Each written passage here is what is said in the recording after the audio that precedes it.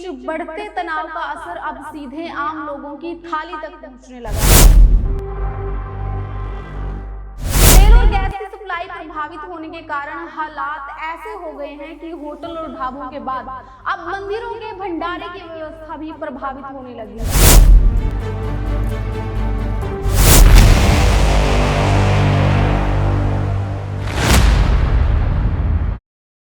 नमस्कार, मैं निशी कश्यप, आवाज इंडिया टुडे देख रहे हैं आप। ईरान और अमेरिका इजराइल के बीच बढ़ते युद्ध जैसे हालात का असर अब आम लोगों की जिंदगी पर भी दिखाई देने लगा है। इस तनाव के कारण अंतर्राष्ट्रीय स्तर पर तेल और गैस की सप्लाई प्रभावित हो रही है, जिसका असर भारत में भी महसूस किया जा रहा है। कई राज्यों में कॉमर्शियल एलपीजी सिलेंडरों की सप्लाई में देरी और कमी की शिकायतें सामने आ रही हैं। बता दें कि इसका सीधा असर होटल, ढाबों और रेस्टोरेंट के कामकाज पर पड़ा है।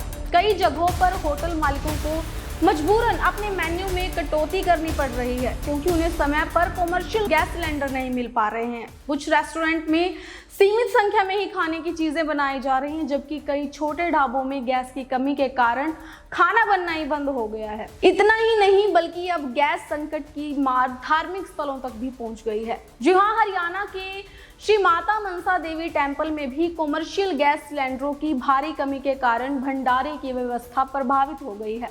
मंदिर में रोजाना हजारों श्रद्धालु दर्शन के लिए पहुंचते हैं और भंडारे में बड़ी संख्या में लोगों को भोजन कराया जाता है, लेकिन गैस सिलेंडरों की किल्लत के चलते यहां रोटी बनाना फिलहाल बंद करना पड़ा है। मंदिर प्रबंधन के अनुसार कॉमर्शियल सिलेंडर समय पर उपलब्ध नहीं हो पा रहे हैं, जिसकी वजह से रसोई में खाना बनाने में दिक्कतें आ रही हैं। फिलहाल श्रद्धालुओं को भंडारे में केवल कढ़ी चावल का प्रसाद ही वितरित किया जा रहा है। मंदिर प्रशासन का कहना है कि जैसे ही कॉमर्शियल गैस सिलेंडरों की नियमित सप्लाई शुरू होगी, वैसे ही पहले की तरह रोटी, सब्जी और अन्य व्यंजन भी भंडारे में बनाए जाने लगेंगे।